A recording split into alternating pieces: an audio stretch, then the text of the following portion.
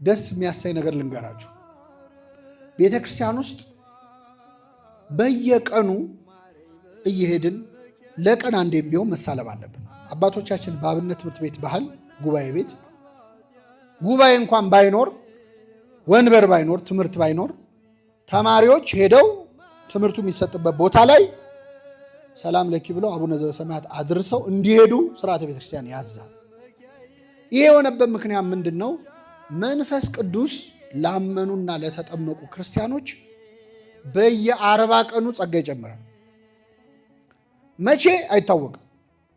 እየሰማችሁ እኔ እውነት ነው የምነግራችሁ። አብረን አድገን የሆነ ጊዜ ድምፅ የሌለው ድምፅ ኖሮት አይቻልም።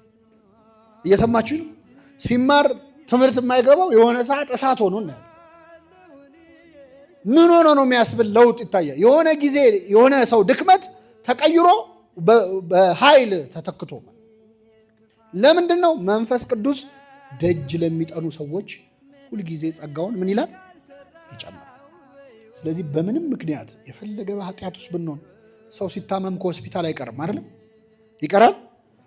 አይ በቃ ታመሜማ ሆስፒታል አልሄድም ምን ይባላል? እስቲ ሆስፒታል እንዴት ይላል? አይባልም። ስትታመም ነው። የፈለገ ብንረክስ ቤተክርስቲያን ደጅ ገብተን ሳንሳለም መዋል የለብን።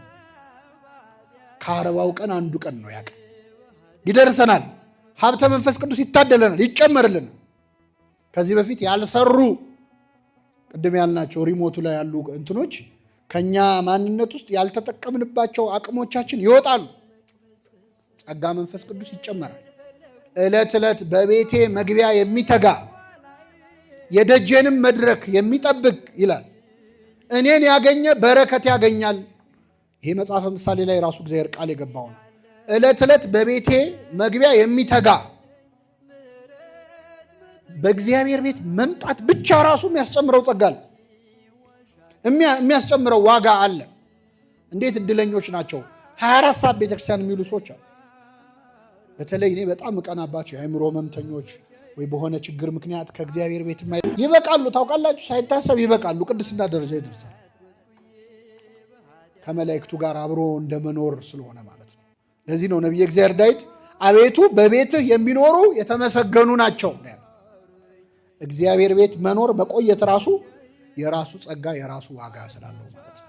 ስለዚህ ይህንን ጾም በህይወታችን በቤተክርስቲያን ባለን አገልግሎት እግዚአብሔር በሰጠን ጸጋ የምንጠቀምበት እንዲሆን፣ በግል ህይወታችን ደግሞ ድክመቶቻችንንም ጥንካሬዎቻችንንም እናውቃቸዋለን።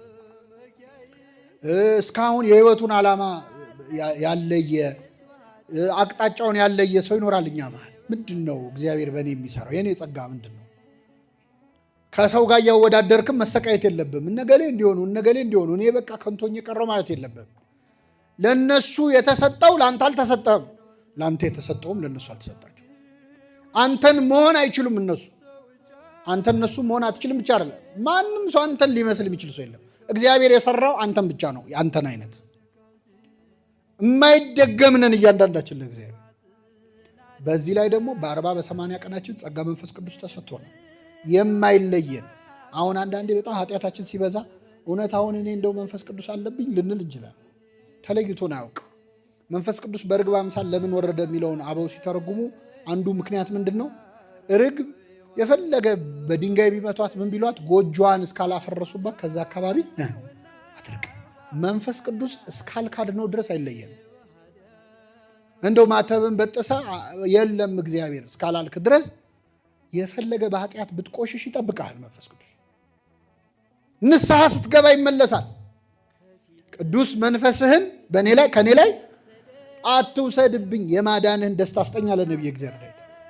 መንፈስ ቅዱስ ከተወሰደ ነው ሰው ንስሐ ለመግባት የሚቸገር። ለዚህ ነው መንፈስ ቅዱስን የሰደበ ስርየት የለውም ማለት ንስሐ ያልገባ ነው ብሏል ቅዱስ ዮሐንስ አፈወርቅ። መንፈስ ቅዱስ ነው ለንስሐም የሚመራ። ኃጢአት ሰርተህም የምትሳቀቀው መንፈስ ቅዱስ ስላለብን። የኃጢአተኛነት ስሜት ይሰማችኋል? ከተሰማችሁ መንፈስ ቅዱስ ከእናንተ ጋር አለ ማለት ነው። መንፈስ ቅዱስ ሲርቅ ግን ኃጢአት በእኔ አልተጀመረ ትላለህ። ምን አዲስ ነገር አለው? ይሄ ምኑ ኃጢአት ነው ማለት ትጀምራለህ። እንደውም ኃጢአት የሚለውን ቃል መስማት ሁሉ አትፈልግም፣ ትጣላለህ ከሰው። መንፈስ ቅዱስ ካለ ግን ትጨነቃለህ፣ ትሳቀቃለህ። በሰራው ኃጢአት የሚወቅስህ አብሮ ስላለ ነው። መንፈስ ቅዱስ ሲርቅ ግን ከባድ ነው። ቅዱስ መንፈሱን ከኛ ላይ ይውሰድብን። ዳዊት ቅዱስ መንፈስህን ከኔ ላይ ምን አትበል አለ። አይቷላ ሳኦል መንፈስ ቅዱስ ሲርቀው ምን እንደሆነ በገና እየተመታለት።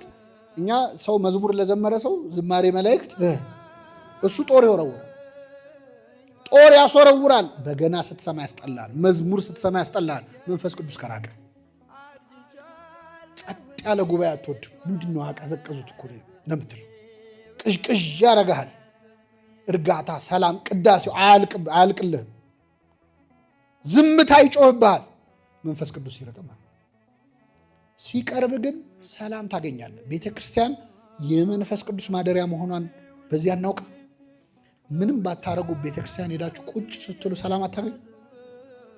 ምንም ሳትል እኮ ድምፅ ሳታሰማ ሰላም የምትሰጥ ቤተ ክርስቲያን እኮ። ንፋሱ ነው ወይ ዛፉ ነው? የትኛው ዛፍ? በተለይ የአዲስ አበባ ቤተ ክርስቲያን መንፈስ ቅዱስ ነው። ጸጥ ሲያደርግ ይታወቃል። ቅዳሴው ላይ ያለውን ሰላም የት ታገኘዋል? ገብቶት አይደለም። አብዛኛው ሰው የሚያስቀድሰው ግዕዙን አውቆት አይደለም፣ ግን ነፍሱ ሰላም ታገኛለች። እረፍት፣ ሰላም ያገኛል። ለምን? መንፈስ እግዚአብሔር ስላለ። ስለዚህ ቅዱስ መንፈሱን ከኛ አያርቅብን። ይህንን ጾም ሐዋርያት ጸጋቸውን ለማስጨመር ለመጠቀም እንደጾሙ እኛ ባለን ጸጋ ለነፍሳችን ድህነት ብንበቃ ያድርገን።